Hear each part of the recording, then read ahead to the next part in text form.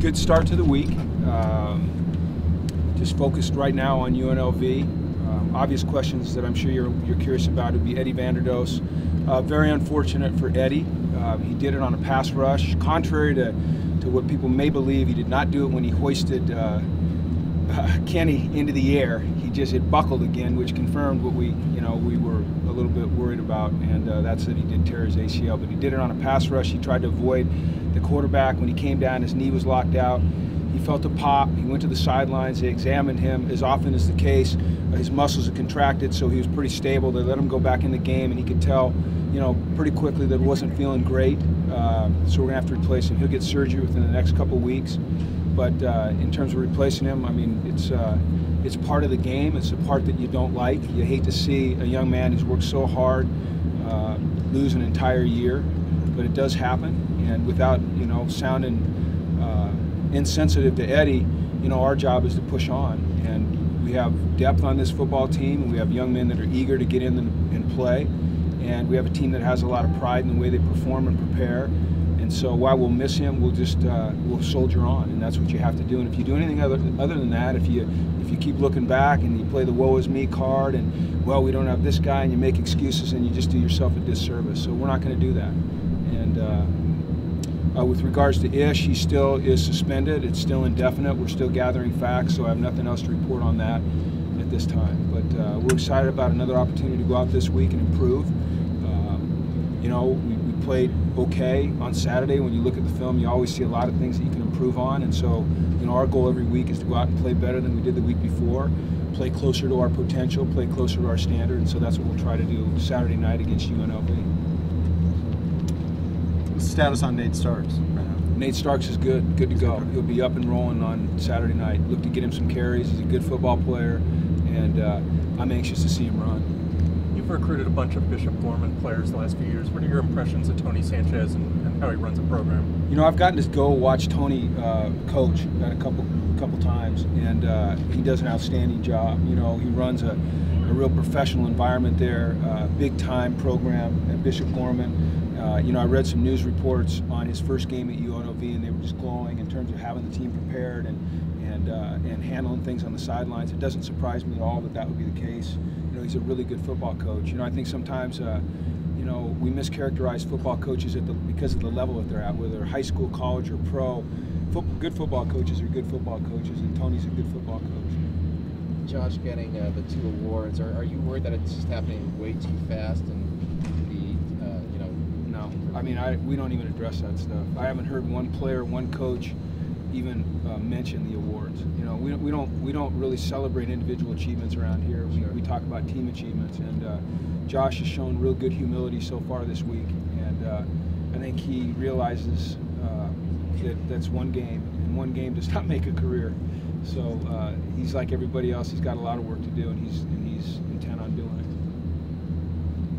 You said there were some things on film that you thought needed to improve. Could you maybe talk a little bit about those? Well, I mean, there's it's funny as a coach, it's crazy that sometimes I think you need to learn to enjoy wins more than you do. I don't know if we're the ultimate pessimists or optimists or what we are, but it seems like no matter what, we're going back and trying to find out, how we can do it a little bit better, which probably is, well, I know it's a good thing, but everything from just our tempo on offense to our tackling on defense to, eliminating penalties to our substitution patterns to being exacting in our alignments and our routes and being exacting in our run fits and in our leverage and coverage. I mean, really, Tracy, it's like, it's everything. Even the most perfect play, when you break it down, there's things that just weren't as exact as you'd like, and we're never going to be perfect. I mean, trying to be perfect in a competitive game with 11 guys on the inside is really hard, but we want to try to reach our potential every play. So that's what we're after. Coach, in the first game, it didn't look like you blitzed too much. We didn't what now? You didn't rush more than 4 too often. How much of that was predicated on Virginia throwing a lot of screen passes? That's kind of their style. And how much of that was what we're expecting to see the rest of the year? It's every game plan's different. We have a large volume of pressures in our playbook that we can use, but against a team like Virginia that was multiple tight ends, and as you noticed, almost every single play they jumped they would shift or reset. Their run scheme, their protection scheme was not a lot of 5 out, you know, some 7-man slide stuff. You can blitz into that and it's just like running into a wall, or you can get yourself in trouble. We were effective pressuring the quarterback. You know, he dropped back 35 times. We intercepted him once. We sacked him once. We hit him 11 times. We tipped 3 balls, I think, or 2, and we broke up 5 passes. So those are kind of the things that you look at. I don't think he ever felt real comfortable back there. But there'll be games where we heat it up. You know, so it just depends on really scheme that we're facing, personnel matchups, things like that. But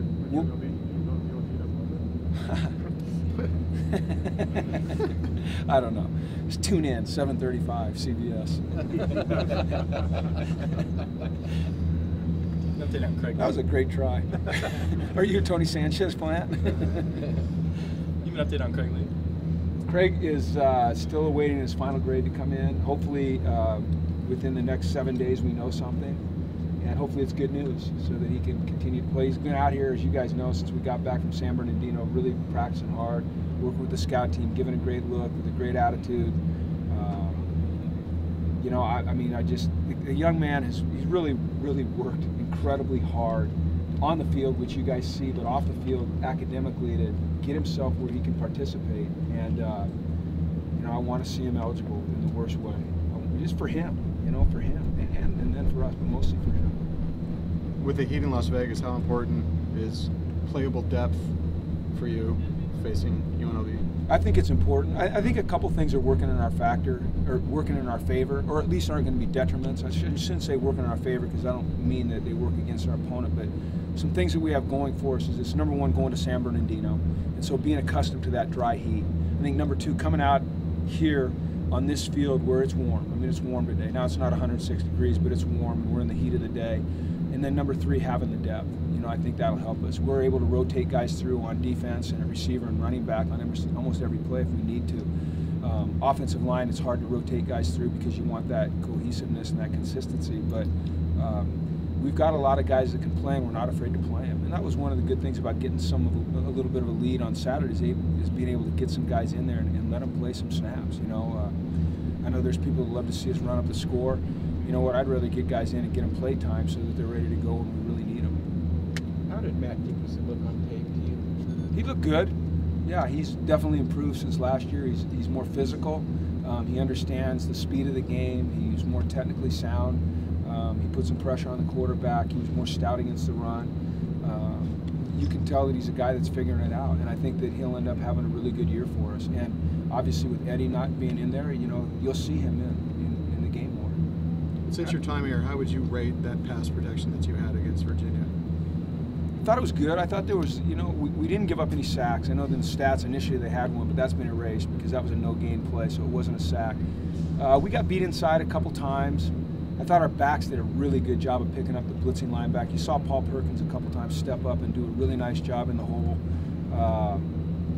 You know, I think it just remains to be seen, you know, if we can be consistent there. I feel like we can be. I feel like it's a solid group and they've got confidence. And they understand what they're doing, which is really important. They've got a guy behind center that understands protections as well. And I think anytime you've got a quarterback that, and this is not in any way a dig against a guy like Brett, he was so mobile and can move and makes so many great plays on his, you know, out of the pocket, because without that, we'd have never won the games that we won. But for an offensive lineman, at times it's easier to have a guy that stays in the pocket because you know where he's going to be and you can block more effectively for that guy. So I think all those things kind of factor in. Keeping everybody on an even keel. You said it's only one game, but obviously the players, everybody was excited after that one game. How do you keep it for them?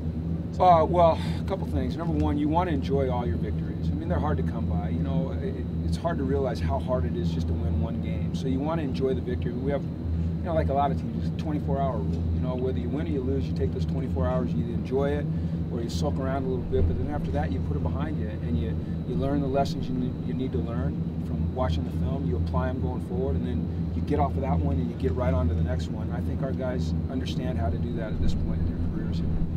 Thanks, all right, guys. thanks everyone.